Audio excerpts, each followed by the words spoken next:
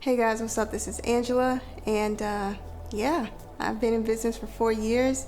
I think that's absolutely insane. It's absolutely insane that I'm sitting here right now making this video for you guys, and it's like I can just feel your amazing energy coming through the camera and the screen right now, and I think that's just absolutely insane. I just want to say thank you. And for you guys that are new here, I started a photography company named NJ Studio because clearly I couldn't come up with better names back then, but yeah, I started that back in September 2016. September 2016 is when I shot my first wedding in Birmingham, and I'm going to Birmingham next week, and it just feels very fitting. It feels very timely. It feels like I've grown into what I wanted to be in a lot of ways when I started this company back in 2016, and I just want to share a little bit of that journey with you all, and maybe it'll help you think about your own creative journey, and just think about like how amazing it can be to pursue something that you're passionate about and have your passion meet your calling. So yeah, so I started NJ Studio in 2016 doing really just only photography, and then as time kind of went on in 2018 I was like, well, maybe I'd like to explore videography, because in essence I really wanted to get into the storytelling aspect of photography and media in general. And I felt like, yes, photography has a place. I will always be a photographer first, but I did want to explore how video can be used as a medium for storytelling. So again, like I had my first idea to start my own YouTube channel in 2018, but I was too afraid. I didn't feel like I had, the right, camera, the right lights. I didn't have any audio gear. I didn't have any lights then, so I don't even know why that was a factor. I should have just sat by a window and made it happen, but I didn't. I was afraid. I wanted to get my feet wet, and luckily there were a few people that were open to having me just do certain things with them related to music, because again, music photography was something that I also started fairly early into my career in 2017. And so yeah, I think it just progressed from there. I think after I graduated with my master's at the end of 2018, in August, so like end of summer 2018, I wanted to get more serious about, okay, if this is gonna be something that I do long term, I need to think seriously about how I can make that happen, right? Because having longevity in a creative business doesn't just happen because you're good. It doesn't just happen because you want it. It happens because you put in the time and the work and the effort to evaluate how you run your business, which I was not in the mindset of being a business owner, right? I was in the mindset of a photographer, somebody who wanted to maybe try videography, but I wasn't thinking like a business owner up until that point. Not really. So how can I make this sustainable? What is my expense to profit ratio? All of these things I had to start getting really serious about. And I think that was really kind of the defining moment into allowing me to grow into where I am now. So I actively started seeking out resources, actively started to take myself seriously, and writing up business contracts, setting up deposits, being a little bit more serious about the clients that I attracted and the clients that I worked with, and that's been the smartest thing probably I've ever done, is just really value myself and think of myself as a business owner and not just a creative. And I say that not to say like don't work with somebody because you don't think they'll be good professionally for you, but I say that to say like work with people that value you, because that's what's gonna make the best content for you and sell you organically and naturally to the people that you want to attract in the future. A lot of times creatives, whether you're a music artist, you're a producer, you work with audio, you work with lighting, you're a photographer, you're a graphic designer, a lot of creatives a lot of times get exploited. They're like, oh, can I get this for exposure? Can we collaborate on this? Can we do XYZ, this, that, and the third, taking up all your time?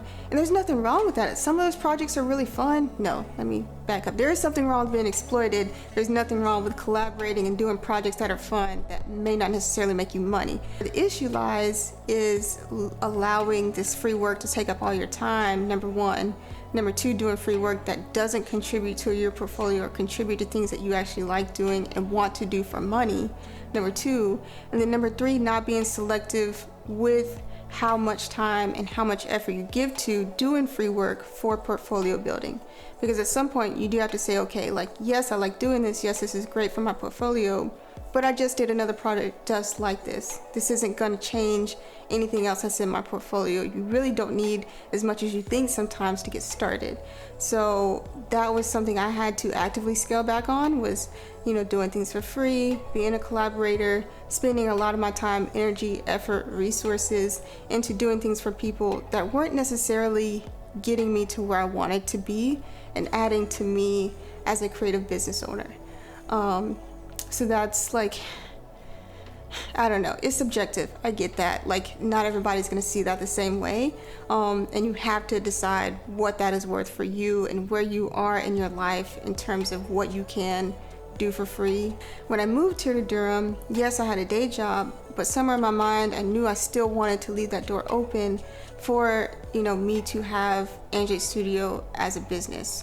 So once I got here, I said, you know what, I'm gonna give myself like a month and a half to learn my way around without GPS for the most part, at least learn how to get to and from work without GPS, and get acclimated, get my stuff settled in my apartment. I knew I wanted to get my LLC. I knew I wanted to find an accountant. Those are my two goals. And I said, you know what, I don't want to be waiting around and then look back after being here for 6 months and say, why don't I have any clients? Why isn't my business growing? And why haven't I decided where I want my business to be ultimately, right? So starting in July of 2019, almost every day for 3 months after work, I was going to a networking event or a one-on-one meeting with someone I had met at a networking event. 3 months. That was my grind. It was wake up, breakfast, work, after work, networking event, shower, eat, bed, do it all over again, multiple days out of the week. And that's the work that I was willing to put in to have what I have now, which is the financial stability and the peace of mind that, that paid off. And it led me to be where I am now, where I have sustainable income from working for myself and working with other people as contractors. And that's just been amazing. I don't know. I'm not really an emotional person, but like in my mind, it's still very surreal that I'm here right now, 4 years later. I mean, as a creative, you're gonna see it no matter who you are, no matter what industry or field you're in. There's a lot of people that don't even make it to year one because they can't figure out how to be profitable. They can't figure out how to charge their worth. They can't figure out what it is about them that attracts people to them and their work. And they can't figure out how to communicate that effectively. Those are the things that I've seen that have been probably the biggest downfalls of people and not being able to make this sustainable, is not figuring out how to be able to authentically communicate who they are, what they do, and who they would like to work with. Because when you do that, you're gonna attract the right people that are gonna be great clients for you. They're gonna present you with projects and with opportunities that you want and that align with who you are, and also are gonna pay what you ask, most importantly, because this is your job just like they have jobs. You got bills to pay just like they have bills to pay. So I think at the end of the day, you really have to, at some point in your creative journey, sit down and say, what does longevity look like for me? What it is about me that I want people to know? What is it about what I do that makes that unique to me? And who are the type of people that I want to be associated with? Because that does say a lot about you. So yeah, that's just my advice. I think I just want to say thank you for being here. Thank you for venturing out into the YouTube platform with me. Thank you for watching these crazy videos. And just thank you. Yeah, so I guess I'll see you guys in the next one. Maybe see you guys next year, year 5. Who knows? We don't know. I don't know. But I'm looking forward to it. I'm looking forward to everything that this journey has for me. So thank you guys for watching.